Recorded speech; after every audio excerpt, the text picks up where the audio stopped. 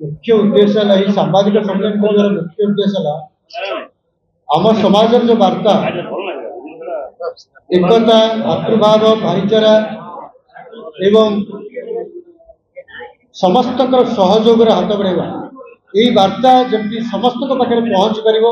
से आज यही प्रेस कॉन्फ्रेंस प्रेस मीट को आमर कार्यक्रम महासभा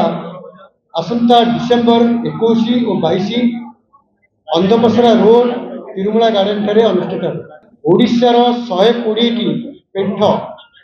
30 जिलूर 120 पेंठर लोक उपस्थित हेबे प्राय 7,000 लोकंकर आशा आम करुचु प्रत्येक दिन 21 और 22 21 7,000 22 7,000 आगामी क्षेत्र में आमे आमर वाणिज्य आमर वृत्ति आमर शिक्षा स्वास्थ्य किंतु उन्नत मानर हम से विषय आम आलोचना करने सरकार पाखे आमर दाबी रे आम गोष्ठी को आमर पिला माने केमती उपयुक्त स्थान में निजुक्ति पाइपर एवं आमर प्रत्येक पेंठर सामूहिक सामाजिक कार्यक्रम सामाजिक कर्तृत्व जमी उन्नति हम से सरकार जमी दृष्टि देवे से दाबी